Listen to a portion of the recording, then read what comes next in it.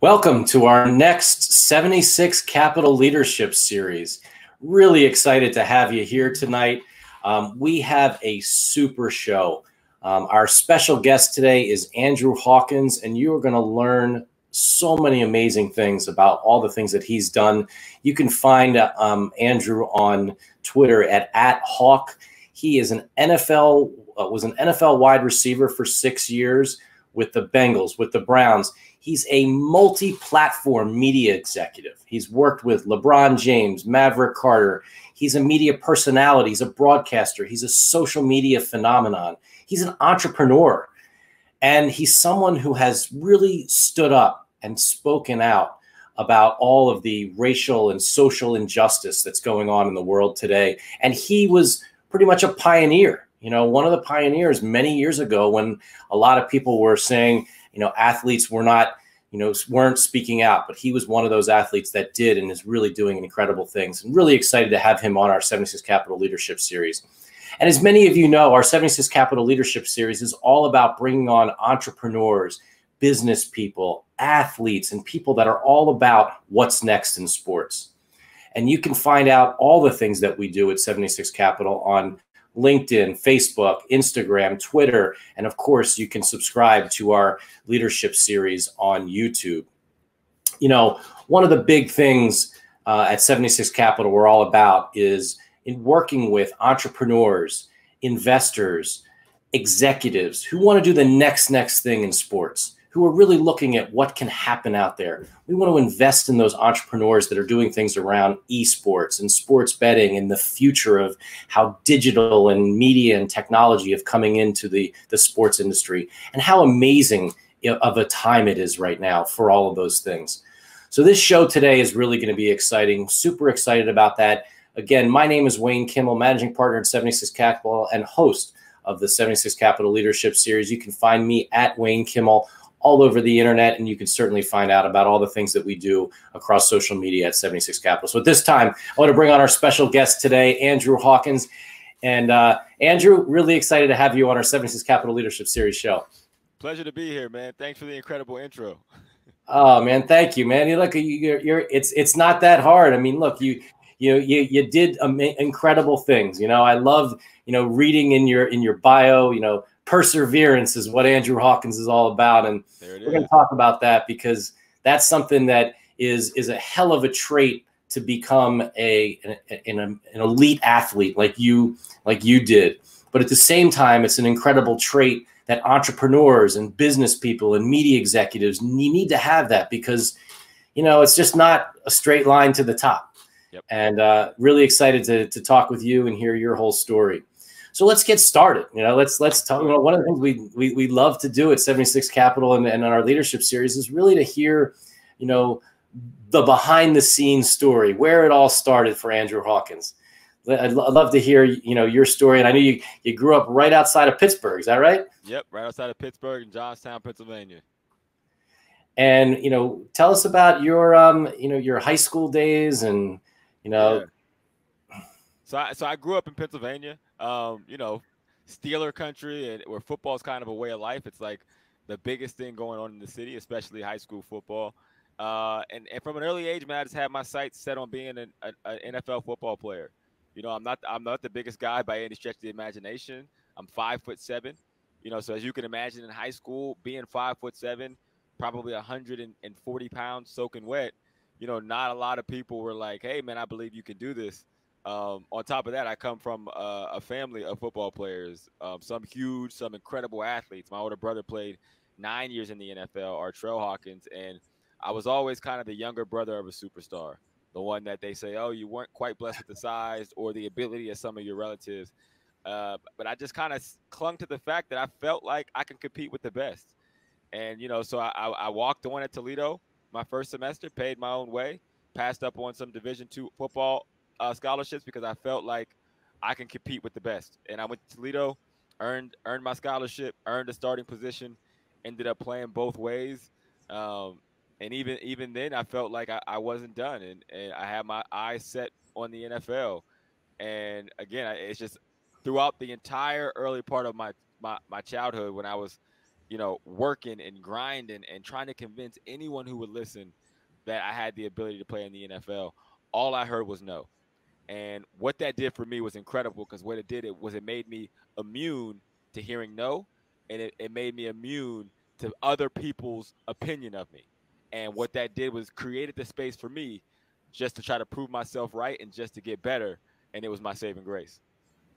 That's amazing. It's one of the things I always talk about is that every no is a not yet, right? I mean, it's amazing that you were able to do this. And so, right out of, you said you played, both ways at Toledo. Yep. And then, the story doesn't just like right to the NFL. Yeah, no, not by any stretch of the imagination. So yeah, when I got done, I it was in the same position I've been in my whole life. Here's a 5'7" wide receiver from a small Division I school who doesn't have great stats. But I just felt like I had the ability to play in the NFL, and it wasn't just a feeling. Every time I would compete against players who would go on to the next level, or players that were highly ranked or highly touted, it wasn't that I only competed with them. 9 times out of 10, I bested them, right? And those little moments of me being like, no, I know I'm on to something here. So what I did was I set out trying to, convince someone to give me a shot. And it was unconventional. And I didn't have an agent. No agents were recruiting me. Like I said, I didn't have big stats. So I essentially, had to create a fake email account and emailed probably 100 NFL agents to try to get one to represent me. And I was raving about this 5'7" wide receiver who, was a shoo-in to play, in the CFL. He runs a 4.3 and this and that. And 99 of them didn't write me back. But one of them said, you know what? I like this kid. I'm going to take a chance. And that's how I ended up getting an agent, right? And not that an agent is the thing that's going to get you to the NFL, but it is kind of the first indicator for the league to say, okay, how can you be good enough if you don't have anybody willing to fight on your behalf, who basically is an investment. It's an investment of their time to say, I believe you are worth the time, and that I'm going to get paid dividends and an agent fees once we get you to the league. So that's how I got my agent. And then from there, it was just hard work, man. And I worked my butt off, as hard as I can, getting ready for my pro day. And then I remember on my pro day, this is the story everyone laughs at. I'm like, okay, I'm 5'7", probably 5'6" 3/4 NFL height, right? And I'm like, the NFL is very much like a roller coaster. You have to be a certain height to ride this ride, or a certain size. It's just certain indicators that are like, you have to pass certain tests as best as you can to give yourself the opportunity. I knew that a 5'6", 170-pound wide receiver probably wasn't going to pass that threshold without some, crazy stats to back it up. So on the way to pro day, I stopped at Michael's craft store. I bought, like 3 blocks of flesh-colored clay. I molded it into a heel to put on the bottom of my foot and then make it look like my foot. I taped over top of it as if I was taping my ankles and walked on my tippy toes for the beginning part of my pro day. What it did was it added 1.5 inches. So I measured it at 5'8", and I put 2.5 pounds weights in each of my pockets, and I measured it at 181. So I was 5'8", 181 pounds. Still not huge, but better than 5'6", 175 pounds. So, and then after that, it was like, okay, now it's just ability. I ran incredibly fast times. I jumped high. I killed the testing portion of it, but I just knew this little thing, if it was able to boost me where it made someone just take me a little more serious, it was worth it, right? I wasn't trying to cheat the timing. I wasn't trying to, fake like I couldn't play. The great part about sports, which is different than a lot of other industries, is even if you do all of that, eventually when you get on the field, you got to prove it, right? And that's the part that I knew I was confident in. If I can get past this, like, these check marks and, these restrictions that are keeping me from even showing my ability, I know I would be able to succeed. So I did that. I had a great pro day. And, from that, I was able to get a tryout with the Cleveland Browns for rookie minicamp. Knocked it out of the park. Did incredible, but even still, my size was working against me. So the Browns kind of were like, look, man, we want to sign you. You don't have great stats. We're gonna try to work this out. Just stay by the phone. Let us know if anything happens. So, you wait the days, the weeks, the months go by, and nothing happens. I tried out for the CFL. I tried out for Arena. All of them told me I was too small.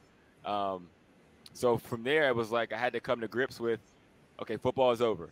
And at that point, it was like, all right, well, I have to find a way to make a living. I love sports. I love business. It's always been my number one passion. And, you know, football to me was always a justification to use that to segue into business. So I began as an intern with the Detroit Lions. So I was a scout with them in training camp. I was coaching receivers back at Toledo that season. So I spent a year off of football.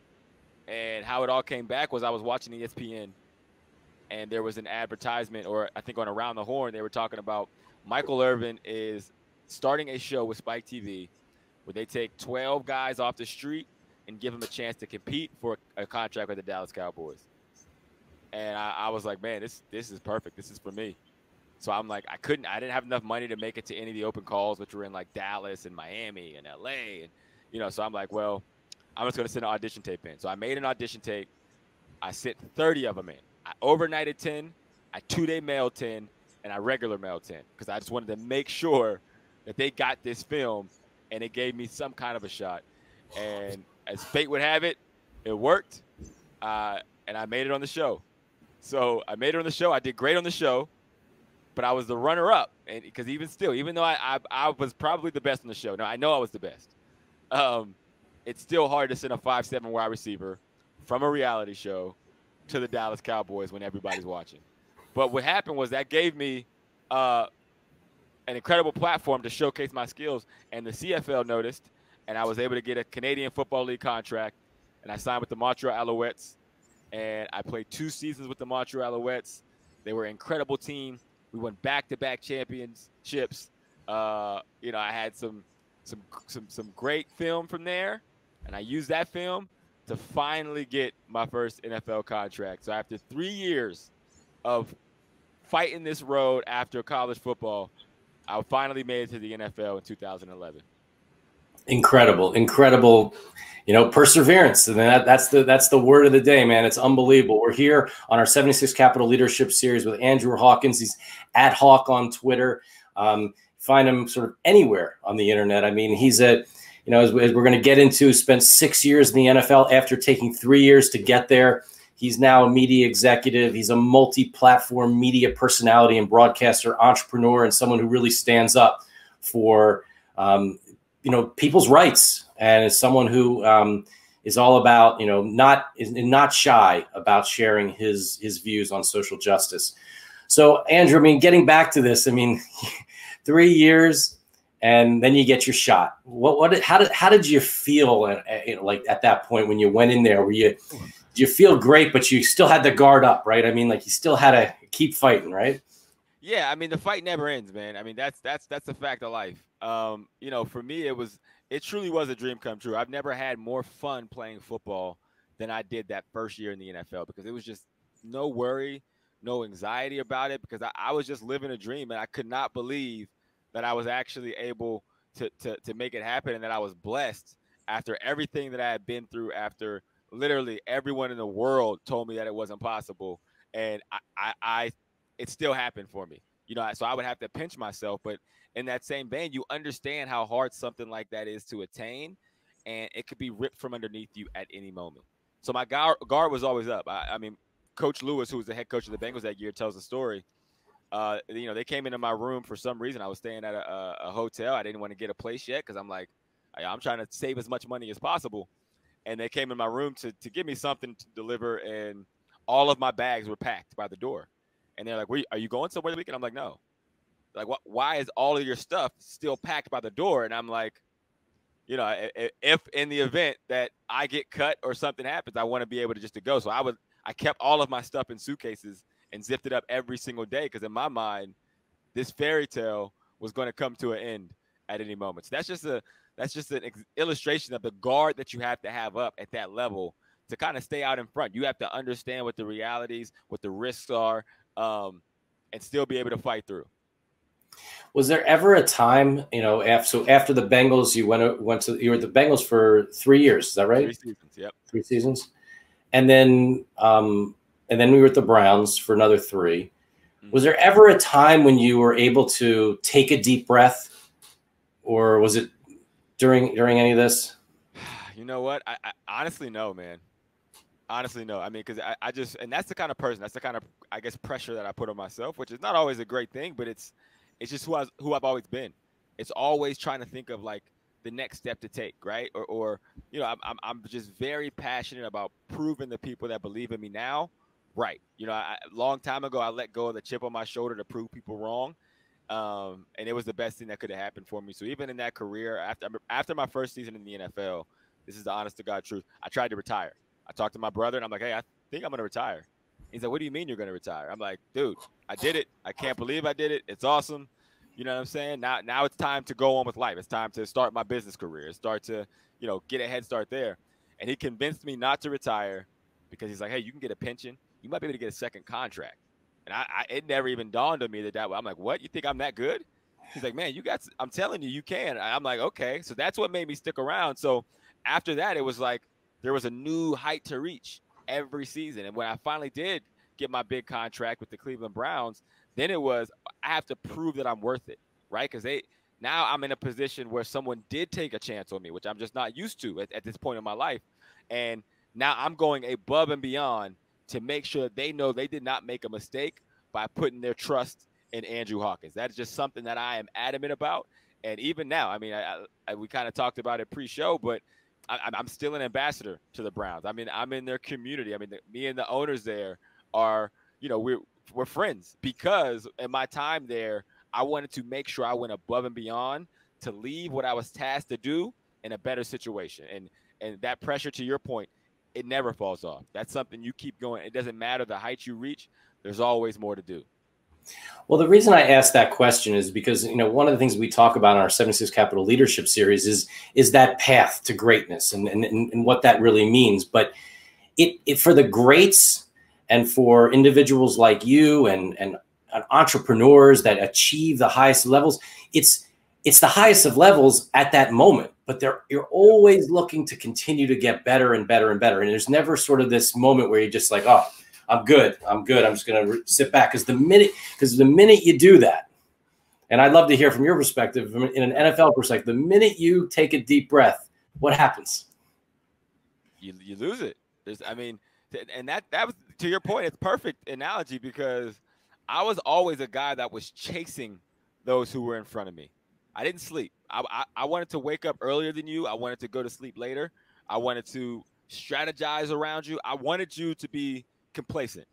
I banked my entire life on the fact that I knew the people who are in front of me now, although they have a head start, at some point they're going to get complacent. And in that moment, that's when I'm going to surpass them, right? And so when you do finally reach that pinnacle and you're in that position, it's always having a sense of mind that that kind of hunger is always out there.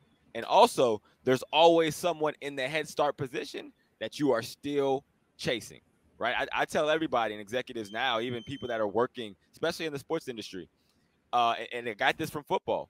In any job, it is never going to stay status quo.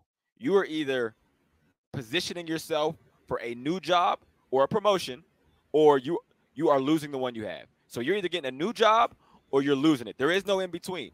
You're either showing your value so much that another company is going to want to hire you or pluck you, or that your company is going to say, man, we got to give this person more responsibility, or you are losing actively the one that you have because somebody else is doing that very same thing. So football is very much like that, and life is very much like that.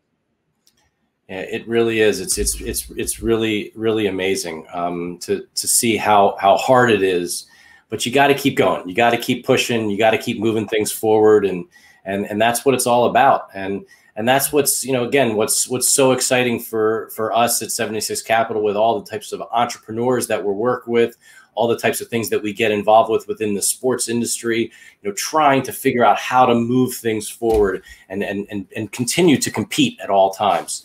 You know, so after you left the NFL and retired, you know, tell us what was next and why you went into the media world and how that all happened.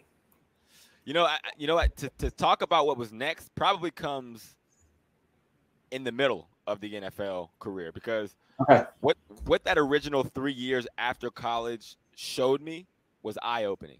And you've talked to athletes I'm sure from every sport and every walk of life, what happens is after you get done with your career, there is like this kind of purgatory period where you're like trying to figure out like, hey, well, what's next? And your palms in the air, and the thing that you've devoted your life to since you were probably 8 or 9 years old is now done. And you have the majority of your life to live for most athletes. And, for me, that moment came when I got done in college, where I was kind of left like, man, well, what's next? And I noticed that me telling people that I used to play Division I football didn't matter as much as when I was actually in it, and then I realized that there's a lot of people who used to play football that I had to compete against. And honestly, it didn't give me a leg up in any situation. So once I was blessed enough to kind of resurge my football career, I had a laser-like focus to make sure that didn't happen again. So I told you after my first year, I contemplated retiring, because in my mind, my goal was to play one game in the NFL. So everything after that to me was house money. I was on house money, because even in that, I'm like, if I can play one game in the NFL, when I go, apply at this VC firm, or I go apply for this business or this media company or this marketing firm, if everything is equal between me and another candidate, that they might look on the resume, and if I want to work in sports, they might say, okay, they're both smart, they're both talented, I think they both can help. Oh, but this guy played in the NFL. That has to be some kind of value. And hopefully that would give me a leg up to get hired. That was my entire strategy. So after my first year in the NFL, any time that was not training, that was not devoted to my sport, was not devoted to getting better as a player, was devoted to setting myself up for when football ended. And I didn't know when that was going to be. So I would do internships every offseason. I would write emails to as many people as possible to try to meet. If somebody was in Seattle and I was in Tampa training, and it was someone I looked up to and what they've done in business, I would write them a handwritten letter. I would send them an email and say, hey, I'm a starting receiver for the Cincinnati Bengals, the Cleveland Browns. I would love to have coffee. I'm in the city this week. Let me know. And they would say, hey, I'm available tomorrow at 2 p.m. And I would get on Priceline and I would buy a flight and I would fly all the way to Seattle, have coffee, and I would get my return flight for right after coffee, and I would fly right back to Tampa, because it was important for me to network and to meet people and learn as much as I could during my career, because I knew that was going to set me up for when I was done. And I would tell other players, I tell them now, how you treat people when you're on top and how you treat people when you don't need them is how they're going to treat you when you do. Wow. So how you treat people when you don't need them is how they're going to treat you when you do need them. And, in my mind, my entire NFL career, off seasons, I would intern. I interned with Under Armour. I interned with Maverick Carter, the NFLPA, sports marketing companies. I would consult for companies. I would go speak at MIT. I would go to all these conferences. I would network. I would meet so many people. And in my last 3 years, I went back and got my master's degree in sports business from Columbia. All of this was set up so that when I got done again, I wouldn't be left in the same situation that I was when I left college. Unbelievable. Really incredible. I think what you just described is, taking the whole world of networking to a whole nother level. Was there anybody in your world that kind of gave you a roadmap for this, or was there a mentor of yours or somebody that helped you think about this, or was this something that you just said, like, I'm just going to do this? How did that all play out? It's probably a mix, right? So my older brother, like I said, he played 9 years in the NFL, and he's 10 years older than me. Now his path was a lot different to the NFL. He was a second-round draft pick. He's always kind of been this star athlete, all-state player. He played in the Big 33 his senior year in Pennsylvania, which was in the 90s one of the biggest all-star games in the country. And he's always, been this kind of top-level athlete. So what that did for me was, by the time I got to the NFL, his career had just ended, and I essentially had somebody living my life 10 years in front of me.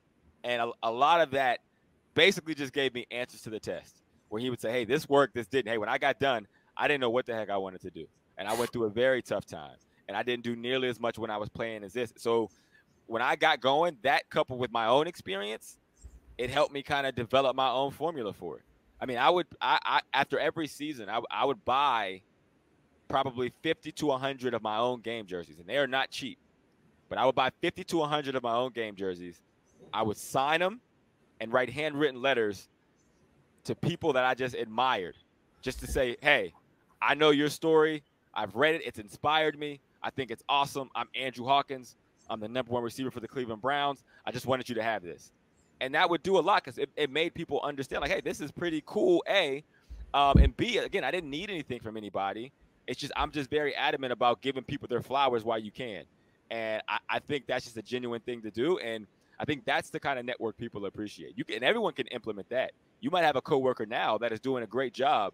And instead of having the mindset of like, I'm going to act like I don't see them doing a great job because I don't want them to think that they're better. If you tell that person, hey, you're doing a great job. Yeah, that was a bang-up job you did on that project. Wow, you did a great job on that presentation the other day.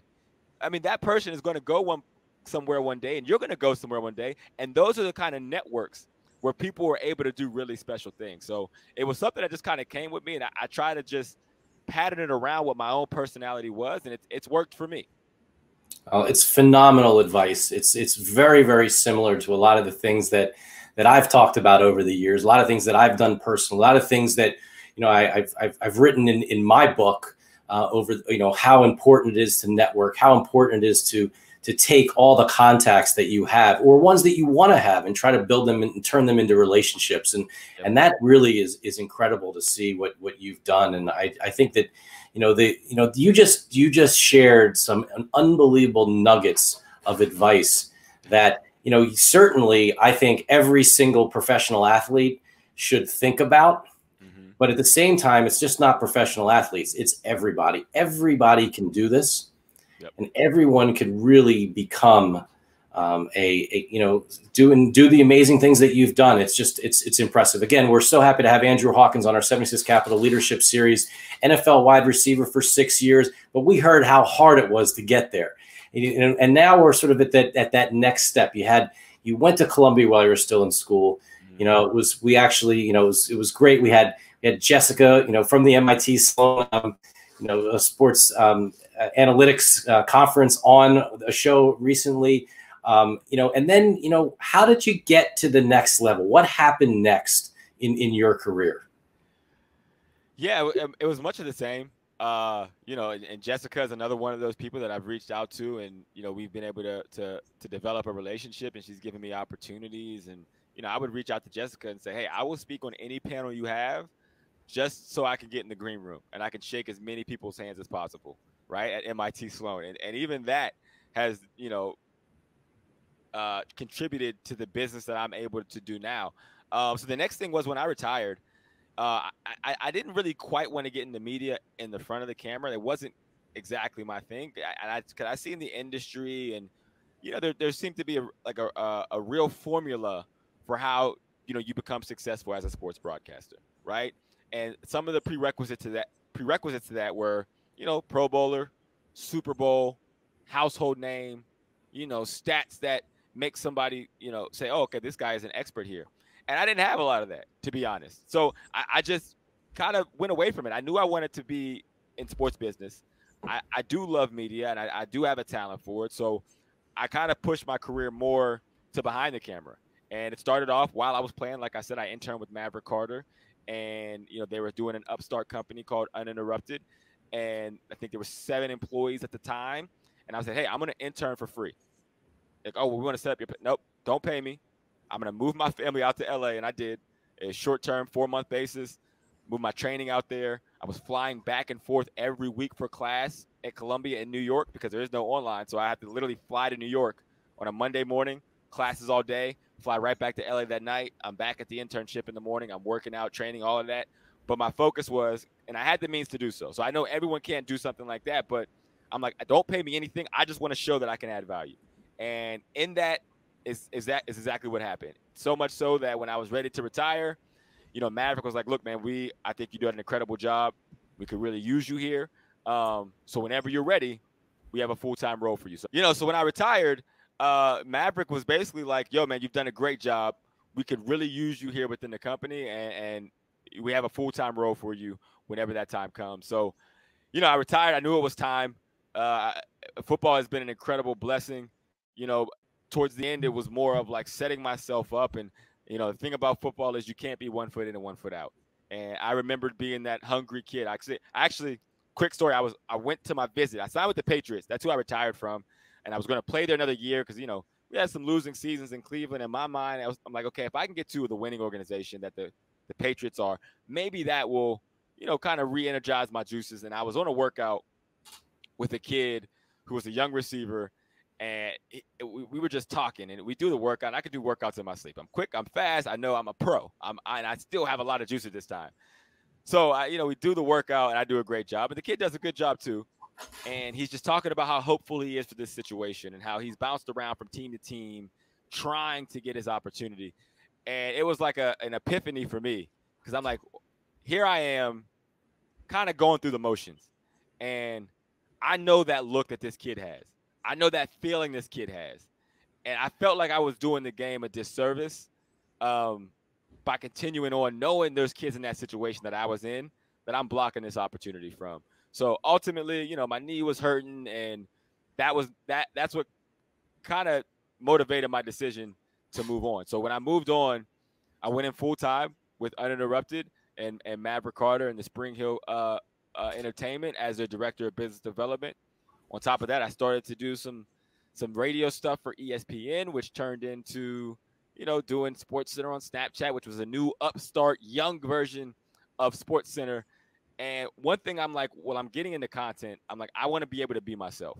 I don't want to have to adhere to the normal rules of sports broadcasting or the things that people have done for the last 40 years. I want to put my own twist. I want to put my own flavor on it. I want to be funny. I want to give sports in a fun manner because honestly, while I played, as you can tell, I didn't have nearly as much fun as I should have because everything was so serious and I wanted to be perfect. I was a perfectionist, and any drop ball in practice would literally ruin my night. And looking back on my career, that was the one regret I had. I'm like, I wish I had more fun. So with my content on this side of it, that is the first thing that before I make any decision with the contract, any network or anything that I'm able to do content-wise, number one, it has to be something that I want to do, and it's something that needs to be fun or funny. I want to like live through the good side of sports. So, you know, doing that, my career kind of took off in front of the camera. And SportsCenter on Snap, we were nominated for 2 Emmys, which created, you know, a bigger contract with ESPN with me. And then from there, an even better contract with NFL Network to where I am now. And, you know, we've done some incredible things there, man. I mean, I've written award-winning sketches that have gone across the world. You know, even in this quarantine, the amount of opportunities that I'm getting from, you know, the fun things that I do around sports. I became an executive producer of Hair Love, which won the Academy Award for Best Animated Short, which was an awesome moment. Yeah, that was the first project that I took on when I retired. And there was actually another athlete who was putting it together, and it was the infancy stages. And I just believed in the project so much. And I told everyone, I said, yo, I think this is going to win an Oscar. And I remember, you know, people looking at me crazy, which you would, right? Here's a kid who you're not in film at all. You're an athlete. You don't know anything about this. What makes you think you have the film, the first film you get a part of is going to win an Oscar? It sounds ridiculous, man. But I just knew you just have that feeling about certain things. And 3.5 years later, lo and behold, we won the Academy Award. So now where I'm at now is, yeah, I'm still with the Spring Hill Company. As you know, we had a big announcement recently about the merging of all of our different companies and the investment we took in. And, you know, on top of that, I'm producing more of that. I'm doing more stuff in front of the camera. You know, just started a new show as a host to a Discovery show called Dodgeball Thunderdome. Have some more announcements coming up. But everything that I'm pushing now is skewing towards more things that I'm passionate about. And I'm doing some incredible things on the tech side as well that it will be a lot of information to give there shortly. But I'm bullish on that as much as I was on me playing in the league, the Hair Love, my business career. And it's something that's very exciting because it kind of merges all these worlds that I've been a part of into one. Well, it's really exciting and to have you, you know, on our 76 Capital Leadership Series. I mean, you know, we have Andrew Hawkins, you know, who's somebody who is really, you know, persevered throughout his whole career, whether it was playing in the NFL, now being a media executive. You know, what I love the fact that, you know, my my chief of staff, James Santor, who's also producing our show here. James and I were, in LA meeting with Jimmy Spencer at Uninterrupted. And he's like, you got to meet this guy. He's like you. You guys need to talk to each other. And, that was a year ago, right? I mean, it feels like forever ago. Yep. And I just love your energy, the passion that you have for life, more than anything else is really incredible. And it's something that I think so many people need to see and hear and learn about your story, what you've done, what you're doing now, and how you're constantly looking to keep doing the next thing. And that's what it's all about. I mean, you said something also really interesting about, the people didn't really understand it. They didn't really get it, and they didn't really see it. But that's what true innovation is.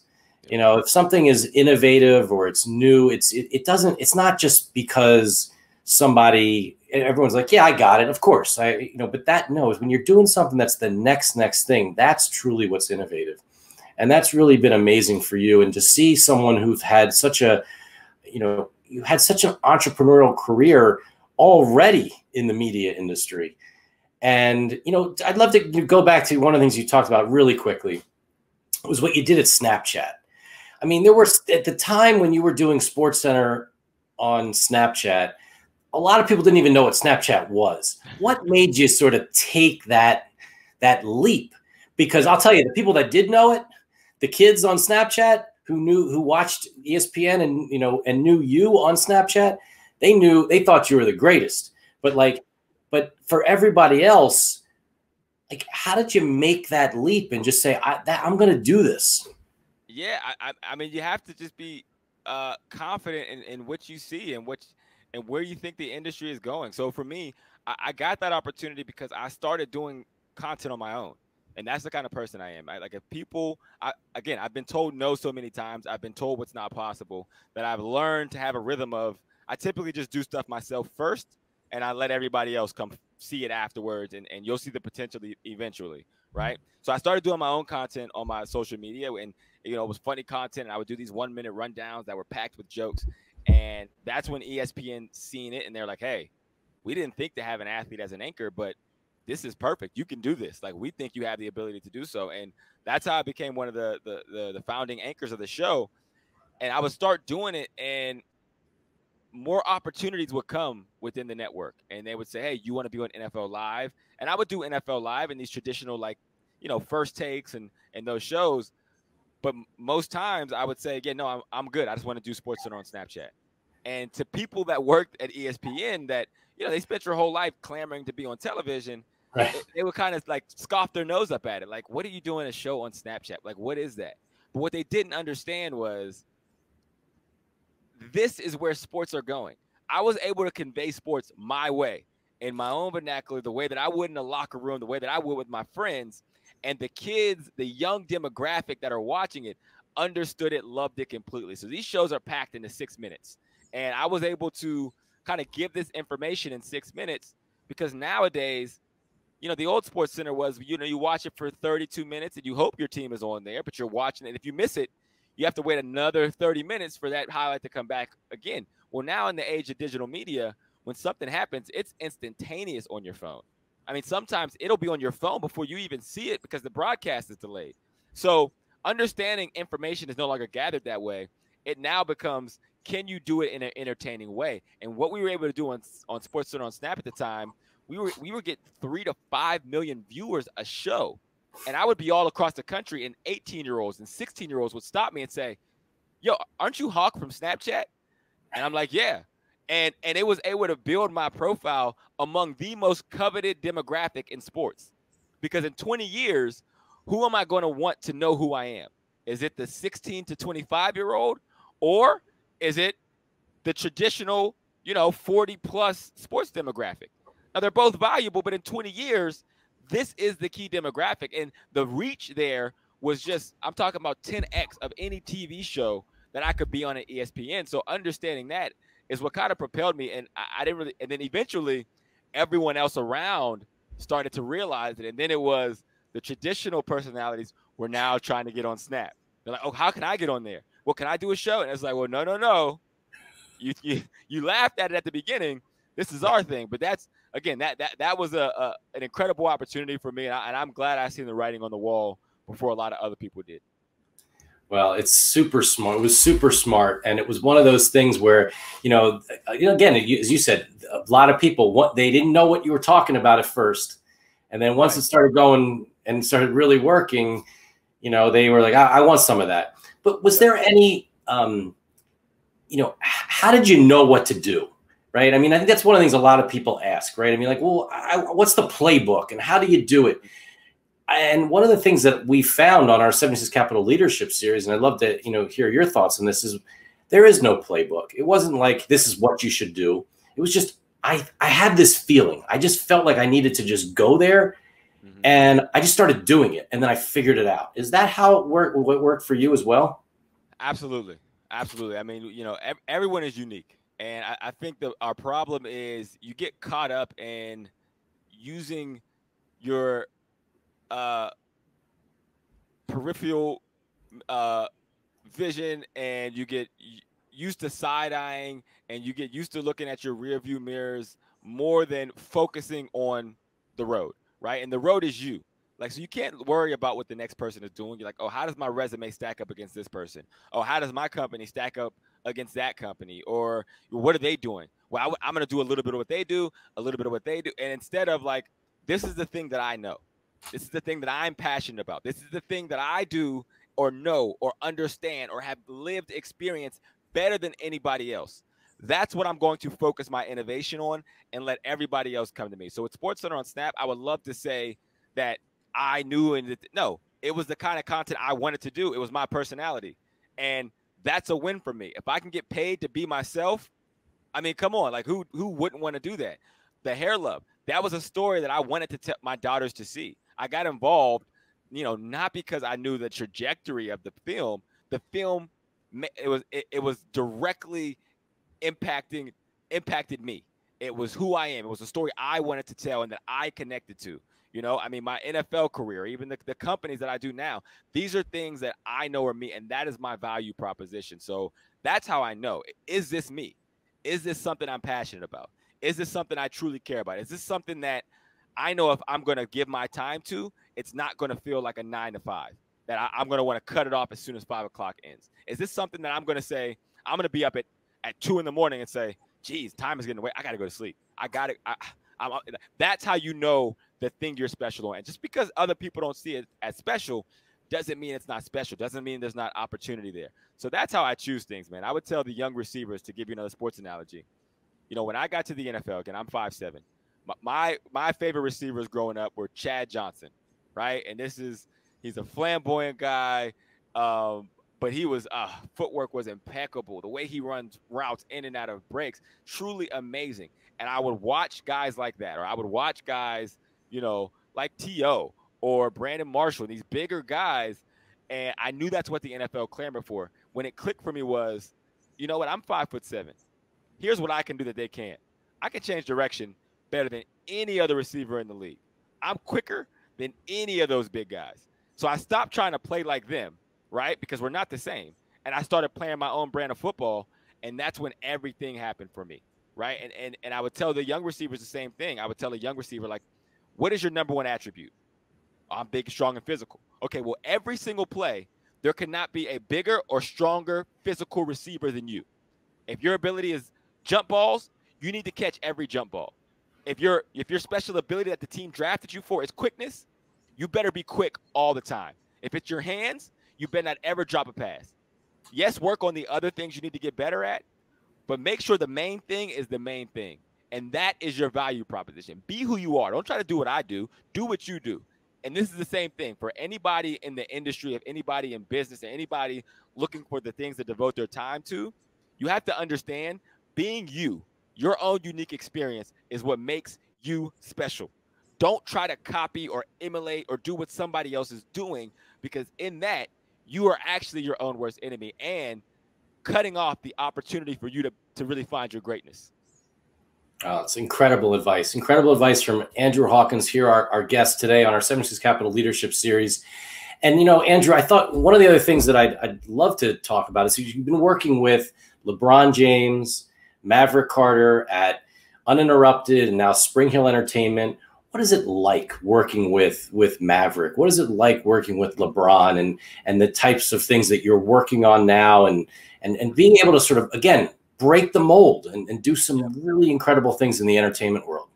Yeah, I mean, it's awesome, man. And I mean that in every sense of the imagination, just because, to the point I just said, it's like it's things I'm passionate about. You know, I mean, more than an athlete, which is our tagline and moniker, like that's everything that I've always wanted. That's everything that I dreamed about showing. That's everything I've aspired to be.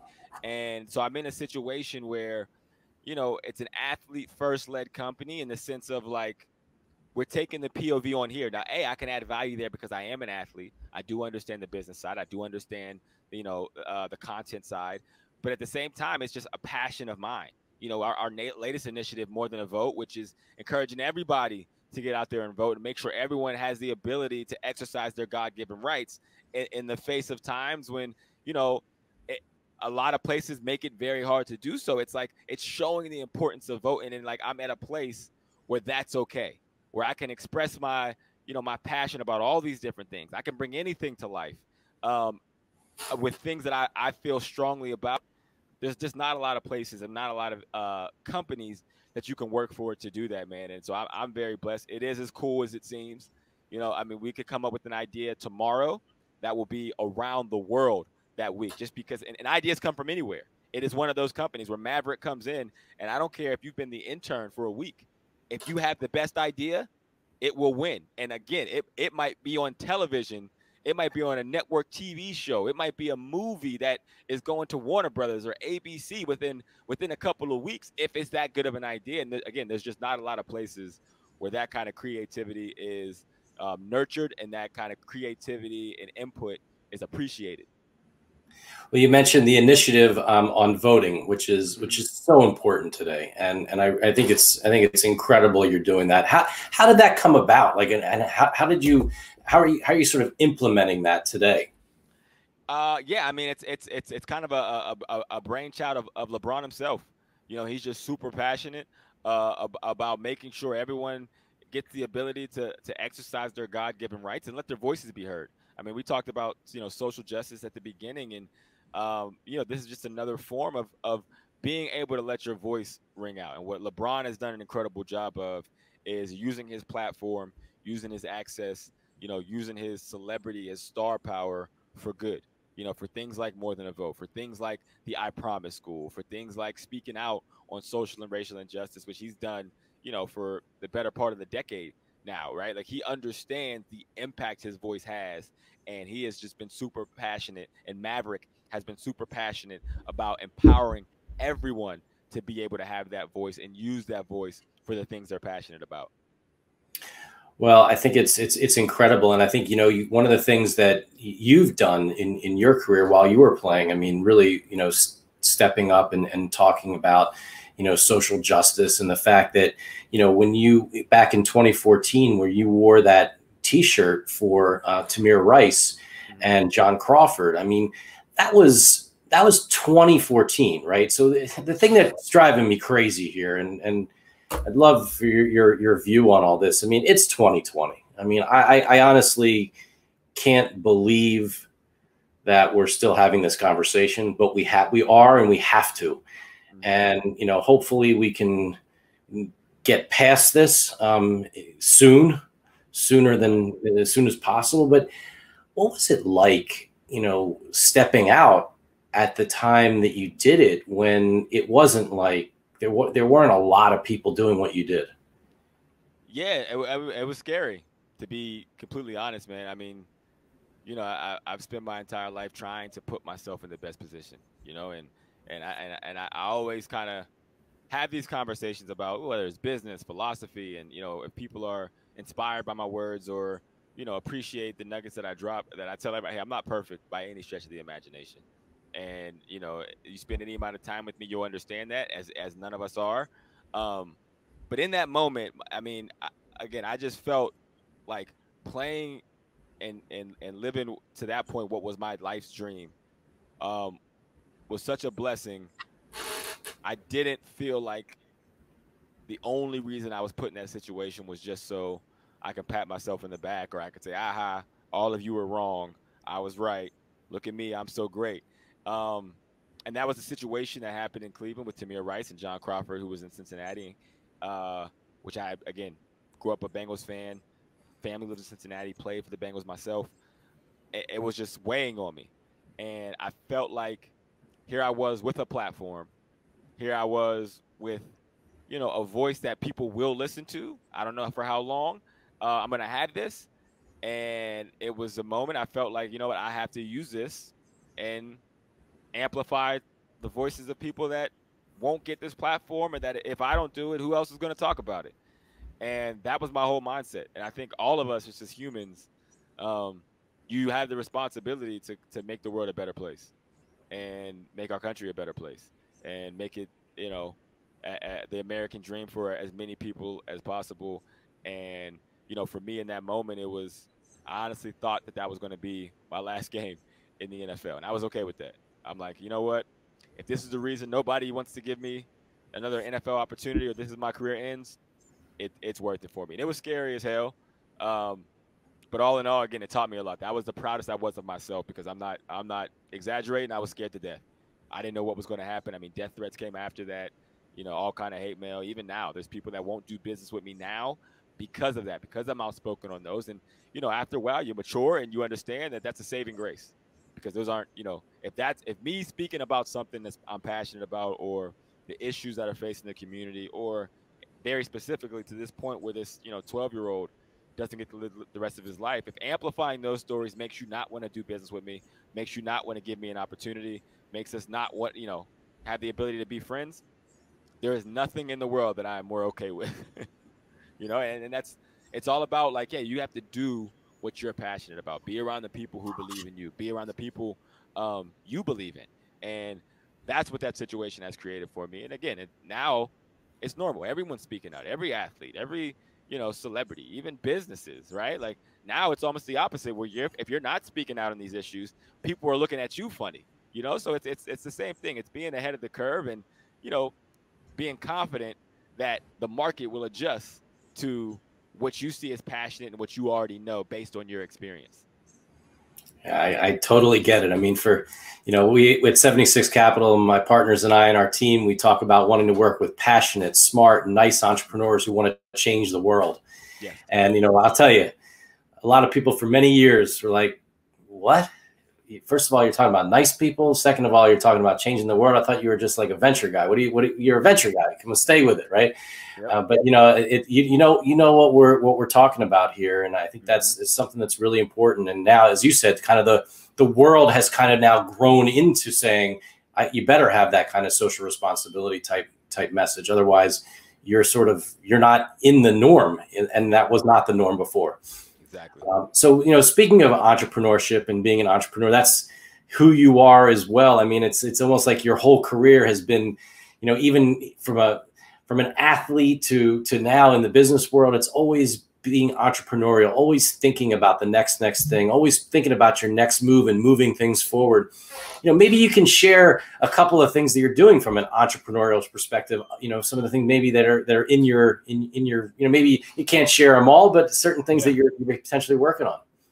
Yeah, a little bit of everything, man. So I besides the content stuff, which is kind of always going, obviously with my role at NFL Network and just some of the personal projects. I have a podcast with Joe Thomas that's been pretty successful that we'll be able to share details on soon, called The Tomahawk Show, and hoping to take it to a TV show. So those conversations are happening. Yeah, and then on the tech side, I'm a part of and been advising with the company for years that we've been building that's around like the VR space and the analytics space and kind of the tech side of sports that really merges, the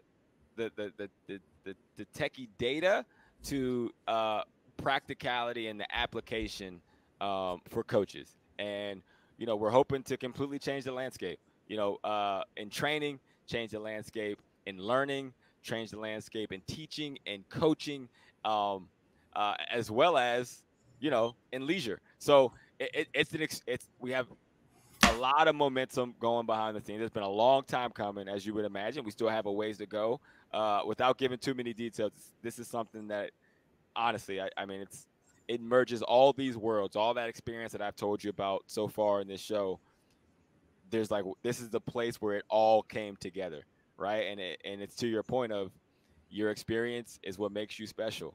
And eventually something's going to come along that is perfect for you.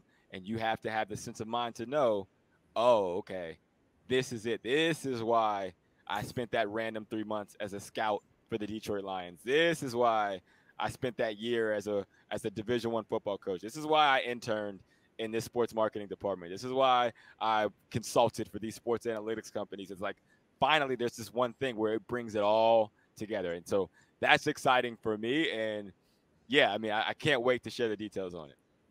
Well, we can't wait to hear about it and share it with everybody. I mean, it's really incredible. And it's been awesome having you as a guest on our show. I feel like we could do this all day. I know we all have a lot of other things going on, and certainly you do, with all the different shows and things that you're working on right now. And it's been great having you. And again, having someone like Andrew Hawkins on our 76 Capital Leadership Series is really special. I mean, he had an incredible career in the NFL. He talked about his, the grind and how hard it was to get there.